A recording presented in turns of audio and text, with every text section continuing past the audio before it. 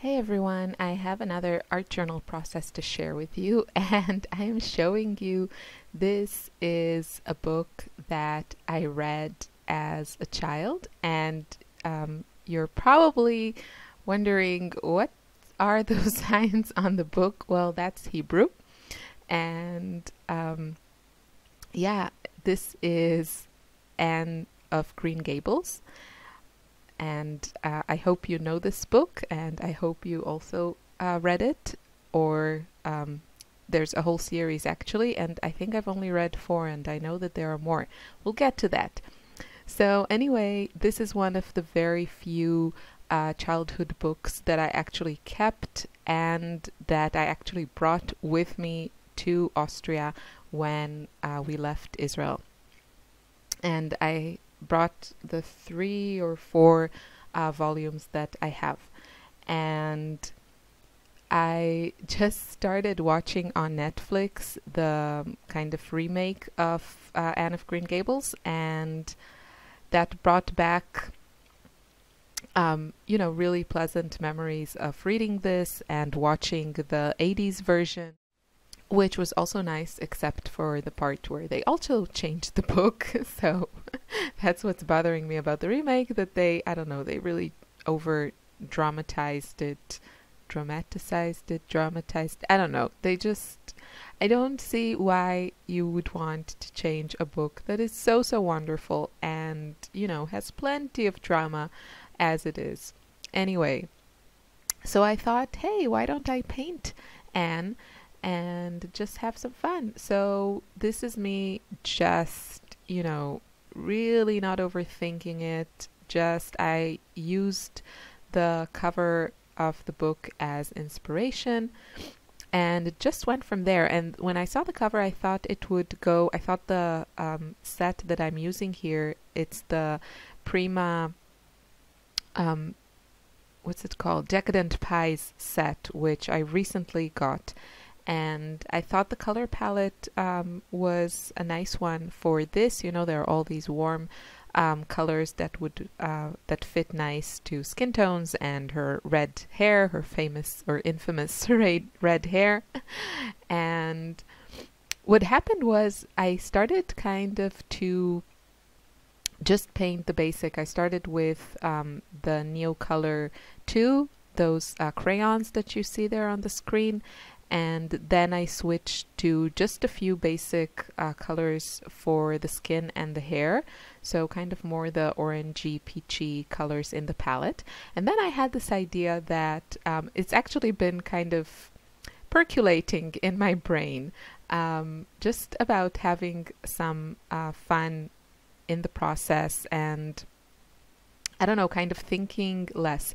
So my idea was, and I think I will try to do this again, after I put down those first colors that were kind of necessary for the base of everything, the red hair and a bit of skin tone, I decided I was going to follow the color wheel.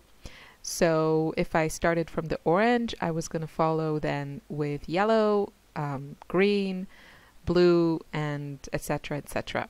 And that's what I did. So I added the yellow kind of mostly between the eyes and a little bit in the chin area, a little bit in the hat. And then I moved on to the green, and then I moved on to the turquoise, and then I just went back a bit to the green to add some color to the left side of my journal.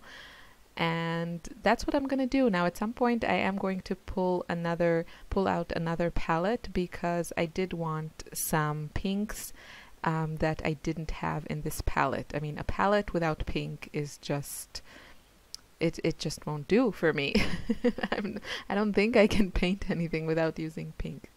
So I had to pull out another palette. But for the most part of this process, I really followed my color wheel idea, and it was a lot of fun. Just having you have to use the color, and then you have to think where it would look the best. And I also used some tips that I got from Mindy Lacefield and her classes. I've talked about these in other videos, how she really inspired me to paint faces and, you know, just go for it. I felt with her classes that it went beyond just the technique, and that doesn't happen to me a lot. And it's funny because while I really love her style, there are probably other artists whose style I can relate to more, but her whole philosophy of creating, just I really felt like she gave me this boost of confidence and kind of the permission to really mess around. And I don't know, her art is so simple and complicated, you know, childlike and complex, and it kind of, it in a really non-apologetic way. And you know, I just feel like I can, you know, make something that makes me happy in my journal without a lot of frustration, and just, you know, go for it. And I haven't filmed a lot of my pages recently. I didn't have a lot of time to art journal. I did do just a couple of really fast ones, spreads in my journal that hopefully I can share at some point, maybe only when I'm done with this journal. But, you know, I just had a few moments and I didn't think about it too much, and I had kind of Mindy whispering in my ear, kind of, you don't have to have it all figured out, you know, from the start. So even if I had just a few minutes, I really just went for it, put something on the paper, and most of the time I was really happy with the results, and it just felt good to paint a little bit. It was seriously just, you know, like 10 minutes before I go to sleep, or 5 minutes while my husband is feeding the baby and I have a little bit of a break. So that was a lot of fun, even though I didn't have a lot of time for actually doing a lot of art journaling. So sorry, the videos have been less consistent, and I had a few scheduled ahead. That's why they were twice a week for a few weeks now. But now I'm done with my videos that I pre-made, and yeah, so sorry about that. It's just, I wish there were more hours in the day when my kids slept, you know. More hours in the day wouldn't help me if they're awake. It still wouldn't give me time to paint and create and all that. So what I decided to pull was eventually the that palette that you see at the top where I'm working from is actually my combination of the two Prima sets, the classics or classicals, I don't know how they call it, and the tropicals, probably classics, and the tropicals. And I just, I think I fit 19 paints in that little tin, and that means 5 were left out, which were, I think, the white, the black, probably a couple of browns, and maybe a green and orange, colors that I don't use very often, or that were very similar to another color from the palette.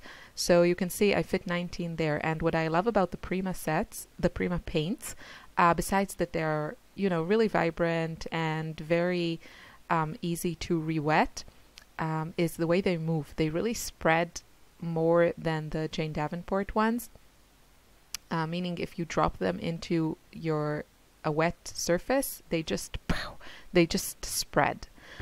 So I kind of wanted that. And now I'm doing a bit of close-up. This was already after, you know, a few layers. You saw what I was doing there, and I just wanted to add some more details to the eyes. I feel like I kind of overworked that area where her hat meets her head.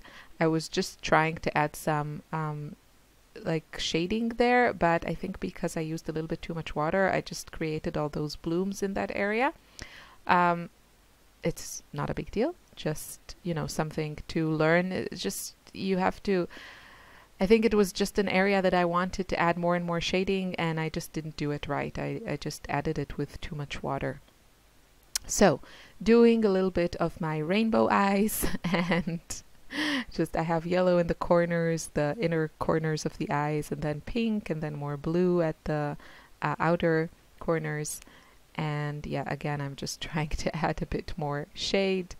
I was just having fun. I really am enjoying playing around. I am not afraid of my journal, and I'm not afraid to mess it up. And honestly, when it's full at this level, I was going to say that, when your art journal is full, it's just such a great feeling. And it's the, how did it say? The whole thing is bigger than the sum of its parts, or something like that, larger something, whatever, you know what I mean? I need coffee. And that's how I feel about an art journal. I feel that even if what's in it is, mediocre, it's somehow more beautiful when it's full. And I'm echoing also a few things that I heard in a video by a sketcher called Liron here on YouTube. So I'm hearing myself saying it, and I just want to give him credit. He doesn't do this kind of rainbow eyes. He's more of a like urban sketcher and that sort of thing. Anyway, what I wanted to say, that I was gonna say that, it doesn't matter if your art journal is full of like ugly stuff and it still looks great. No, I have my first art journal is really, really hideous, and it doesn't really make me happy to look through it.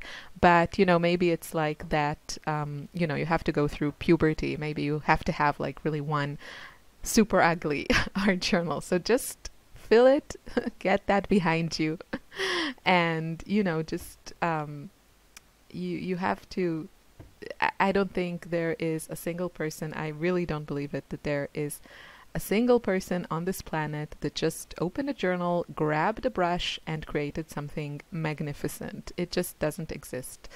All the talented people that make amazing stuff have worked hard to get there.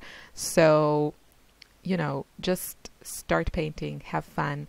This is my Anne Shirley, and I had a lot of fun making her. I added some white and pink freckles, of course.